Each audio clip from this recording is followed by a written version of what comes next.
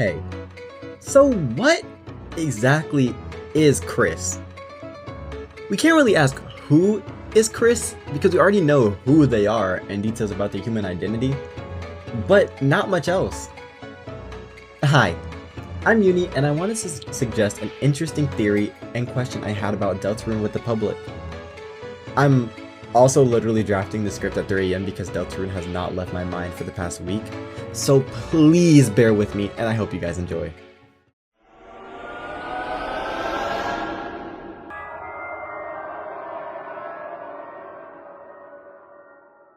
To start, let's begin with what we already know about Kris. It may seem useless, but this will be important later on to know all about them as a person. To start, they are Toriel and Asgore's adopted child and sibling of Azriel. They are also the only human in their town and clearly feel very insecure about not fitting in with the monsters, as they wore fake horns to try and seem more monster-like. Despite never really being an energetic person, we also know that Kris liked to play video games and was much more talkative when Azriel was around along with Des. However, once Azriel left for college, things began to change. They were typically quiet, not ever speaking up very much about anything, which we can see when Noelle comments on how she misses Kris's deadpan mumbly voice, specifically noting that it's felt so long since she's last heard it. Alright, now that we said the obvious stuff that we know about Kris, we can start asking the big question. What happened? So you may be wondering, well, Uni, what do you mean what happened? And to that I say, I don't know. I know, it's not what most want to hear when looking at a theory video, but this is theory crafting, and so I want to give my ideas and get the community thinking as well to hopefully solve it or get close to solving it, as we all know that Toby Fox isn't the type to directly give us the answer. So instead, let's move on to what we know changed about Kris. Stating the absolute obvious, is Kris obtaining the soul, aka us the player? We as a player and the soul have always been a mystery in this world, and to Kris. One thing we know for sure is how valuable we are. No matter how much they like or hate us, Kris needs the soul to live. Clearly. We can see this by the sluggish, almost zombie-like movements every time Kris takes out the soul. We also know that Kris isn't working with the soul by any means because, let's be honest, Kris ripping out the soul has to be causing them an immense amount of pain. I mean, just look at their reaction.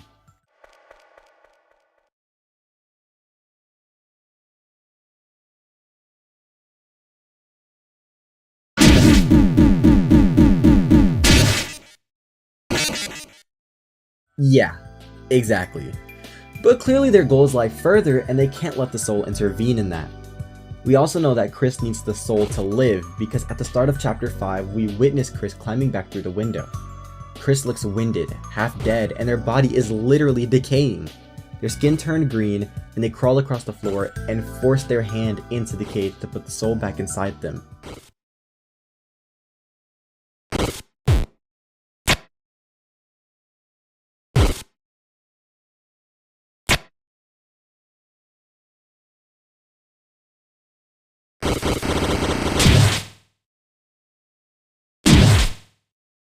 Okay, now that we got even more of the obvious stuff out the way, we can move on to character interactions and Kris's thoughts. Starting off, we know the soul has its own voice, as stated by Noelle whenever the soul speaks through Kris. She goes on to say this to Susie. And Kris, even though they kept looking at me like they wanted to say something, everything that came out of their mouths sounded odd. Like it was on like a speaker or something. No other character takes note of this. However, we do know some characters acknowledge the soul. Specifically Susie asked at the end of chapter 4 before getting cut off, "Hey Kris, that red heart, is that your..." before she ends up cutting herself off to go find Gerson. We can assume she was going to say soul. This, along with Rase explaining to us how to use our soul, we know the soul is not a new concept, but the power of it could be foreign, or Kris's soul specifically might be unique. We also know that Carol Holiday, the mayor, is aware of the soul as well. We can infer this from Toby Fox's unique use of color and specific names. So, when Carol talks to Kris while you're at the Holiday home, she specifically says, "My apologies just now, Kris. As you know, you are welcome here anytime. Now what you couldn't hear from me while I was voicing that is the period that she ended up separating the two sentences with. So she first decides to state, "My apologies about just now, Kris. Period. As you know, you are welcome here anytime." This shows her calling out Kris's name, but specifically referencing the you and making it the bright red of the soul seems to hint at Carol acknowledging the soul's existence.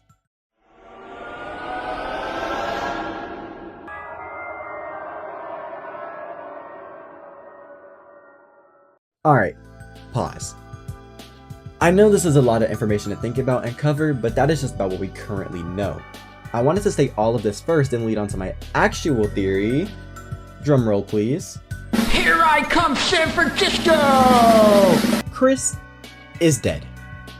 I know. Such a crazy thing to say, and you might be asking, Uni, what do you mean Kris is dead? We literally play as them, they're clearly alive. Alright, well let me explain. Let's look back at all the information we've covered thus far and information that came before we entered Deltarune. Again, we know that Kris was adopted when they were a lot younger by Toriel and Asgore, and is the sibling of Azrael. The reason I wanted to point this out though, is because we know that they have watched Kris grow up and have been with them this entire time along with the holidays. This is extremely important because we know, thanks to the weird root in chapter 5, Noelle proceeds to state that Kris has found a way to break free from being Kris. Kris has changed, and nobody else has noticed this change simply because they don't want to.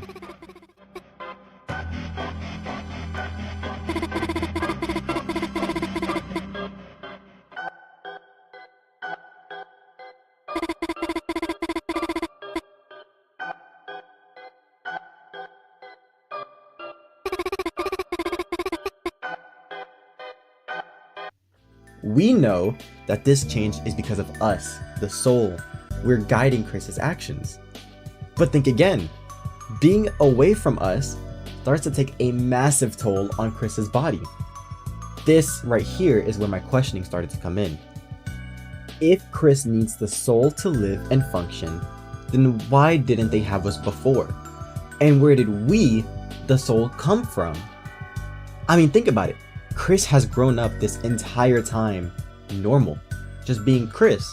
So what happened for Kris to go from being completely normal without us to literally rotting from being separated from us for a couple of hours? The first thing I want to call out to support this theory, other than Kris's body literally decaying, is the prophecy. Remember how each hero had a prophecy labeled for them with a small hint towards their identity? Well, let's think back to what the prophecy had to say about Kris.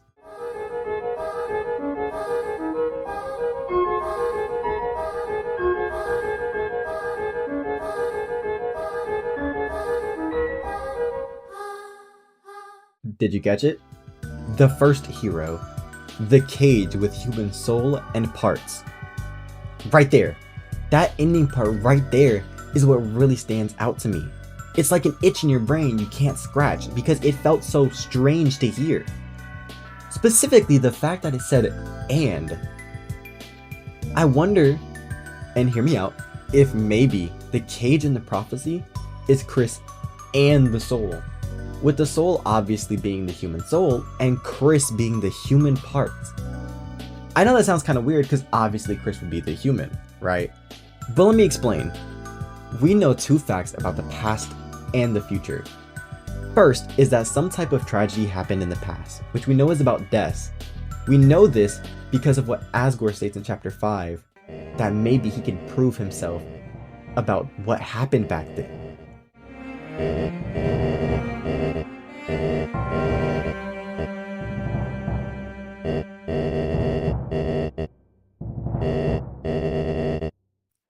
But what if it wasn't just death?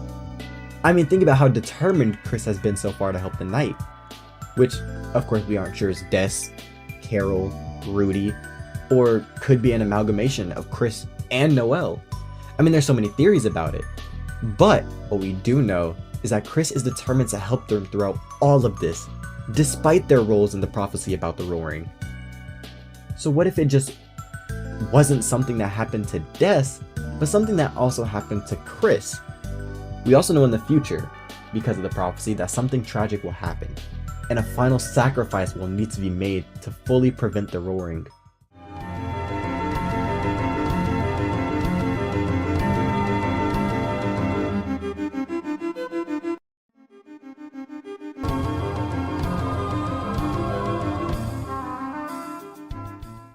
The prophecy referenced the first hero as a cage.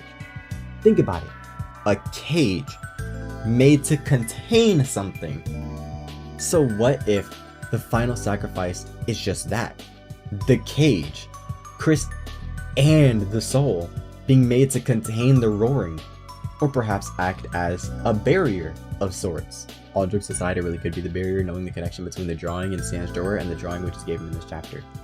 Anyway, my conclusion is that Kris had died, possibly even at the same time that Des went missing. It could have been a tragic accident, or maybe even something one or the other had caused. My guess is that one of them might have accidentally either walked into or summoned a dark world. I'm guessing that it was either at the bunker or the lake, and that Gaster had something to do with the soul coming into contact with Kris during this time. We know that Gaster has a role to play in Deltarune and has been communicating with us the entire time. Us being Kris and the soul acting together as the cage. It is entirely possible that Des had gone missing in the dark world and Kris had died, and Gaster, along with the help of someone else, possibly Carol, Asgore, or both, as we know that Asgore was the police chief and Carol is the mayor, had just narrowly saved Kris by giving them the soul, and kickstarted the entire prophecy. With Kris now being saved, it is their turn to now help and find Des within the dark worlds. And one last thing before ending this video. This could give a reason as to why Kris has been opening the dark fountains. We know the possibility that Kris opened one on Asgore was to further assist his research, but then also help the Roaring Knight in taking Asgore. I mean, think about it. It was hard to notice at first, but Kris has assisted the Knight in trying to kidnap everybody so far. I mean, even as far back as chapter 3. Even if the initial goal wasn't Toriel, did you notice that Kris opens the door to their house right before they open a dark fountain?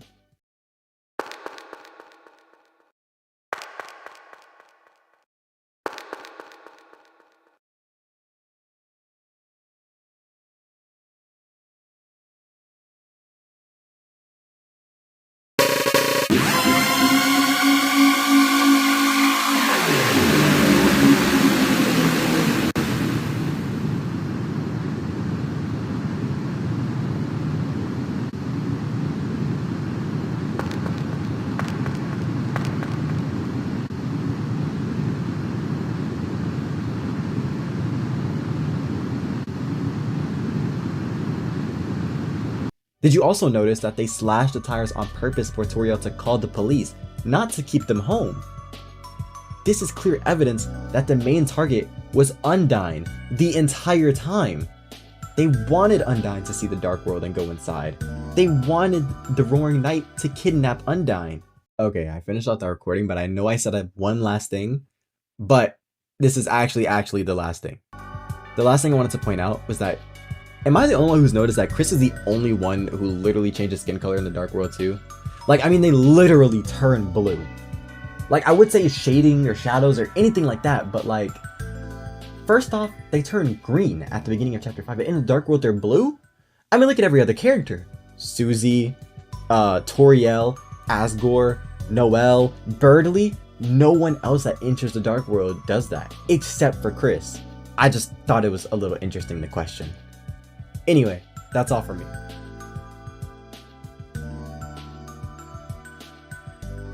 Hi, this is the end of the video. Since this is my first video, I'd really appreciate it if y'all let me know if you like this theory and would like for me to cover more of my weird Deltarune ideas. I mean, I'd be glad to do so. Theory crafting, especially for Deltarune, has been so much fun, so I'd love to do it more if you guys would like. Okay, bye for now.